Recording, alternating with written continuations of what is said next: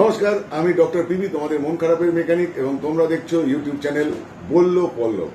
Fan চলছে, এটা একটা টেক্সট ভিডিও হচ্ছে, সঙ্গে রয়েছে আমার ফটোগ্রাফার এবং ভিডিওগ্রাফার বন্ধু অর্পণ। ও আজকে আমাকে কিভাবে আমার এই সীমিত আয়োজনের মধ্যে আমার এই চ্যানেলে আমি ভিডিও সেট আপ করতে পারবো সেইটাকে দেখানোর জন্য, লাইট সেট আপটা মেনলি করবার জন্য ও আমাকে হেল্প করবার জন্য এসেছে, এবং সেটার জন্য এটা একটা টেস্ট ভিডিও হিসেবে আমি শুট করছি। আবার তো অর্পণ একটু ফ্যানটা বন্ধ করে দে। এবং আমার এই চ্যানেলের ইউএসপির মতো আমি চাইবো যে আমার ভিডিও যেগুলো আনকাট আনএডিটেড যেহেতু এই চ্যানেলে আপলোড হয়, এবং এই ভিডিওটা যেমন ভাবে হচ্ছে তেমন ভাবেই আমি এই ভিডিওটা আপলোড করবো। অর্পণ এটাকে একটু বুঝে দে, আমার মাইকটা তাহলে অন হয়ে যাবে।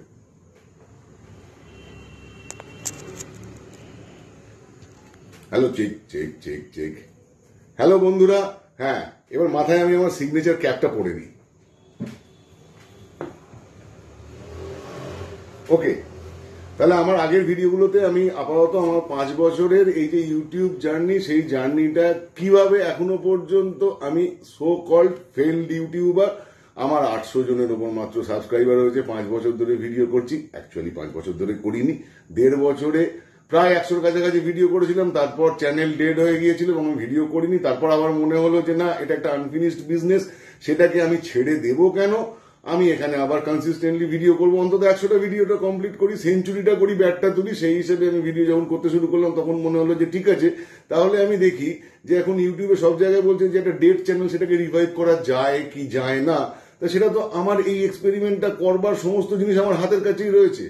আমার চ্যানেল, যে চ্যানেলটা বললো যে চ্যানেলে এই ভিডিও আপলোড হচ্ছে এবং তোমাদের কাছে পৌঁছচ্ছে, যারা ভিডিওতে নতুন তারা সাবস্ক্রাইব করো এই চ্যানেলটাতে, কেননা সাবস্ক্রাইব তোমাদের হেল্প আমার অত্যন্ত দরকার এই ভিডিওটা এবং এই এক্সপেরিমেন্টটা কন্টিনিউ করবার জন্য।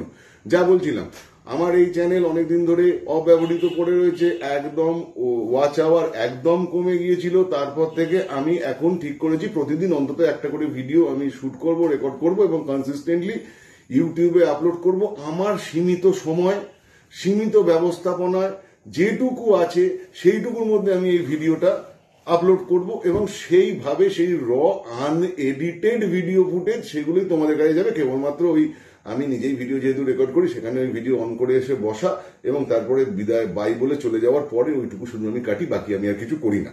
আমার লাইট সম্পর্কে খুব একটা বিষয়ে ধারণা নেই, যে কারণে অর্পণ নিজে আমার এই ভিডিওগুলো দেখলো এবং দেখে বললো যে পল্লব, এমনি কথাবার্তাগুলো তো ঠিক আছে, তুই তো কথা বলছিস ভালো, কিন্তু লাইটটা তোকে আরো ইমপ্রুভ করতে হবে, একটা ভিডিওতে সাবজেক্টকে যাতে ঠিকমতো দেখা যায়। ওকে বললাম দেখ, আমার তো এই লাইট আমার এই আছে, আর তো কিছু নেই, এবং শুধু আমি 1,000 টাকা ইনভেস্ট করতে চাই না, কেননা আমার যারা সাবস্ক্রাইবার তারা যদি চ্যানেল শুরু করে, বিশেষ করে আমি অর্পণকেও বলেছি, যে কোনো আমার মাঝবয়সী বন্ধুদেরকেই বলি যে এই সময়ে প্রত্যেকের একটা ইউটিউব চ্যানেল থাকার অত্যন্ত দরকার।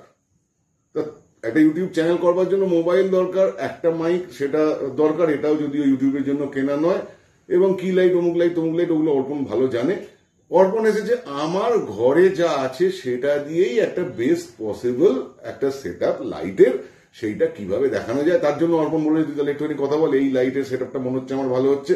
আপাতত ওর কাজ করছে, ও বিভিন্ন ভাবে কিভাবে আমার সীমিত জিনিসের জায়গার সুযোগ সুবিধার মধ্যে ইউটিউব ভিডিও আরো ভালোভাবে রেকর্ড করা যায় বা সেট আপটা তৈরি করা যায় সেটাও করছে, এবং সেইটার ভিডিও সেটাও কিন্তু তোমরা দেখতে পাচ্ছ লাইভ।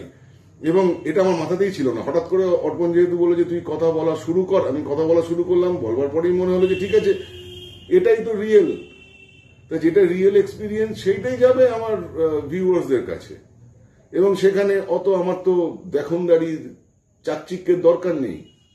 তো সেই জন্য এই ভিডিওটা শুরু করি। যেমন এখন ধরো জানলাগুলো খোলা এবং জানলা দিয়ে প্রচন্ড নয়েজ আসছে, আমি একটু জানলাটা বন্ধ করি। যাই হোক, এইখানে ভিডিওটা আমি একটু কাটবো, কারণ জানলাগুলো আমাকে একটুখানি বন্ধ করতে হবে।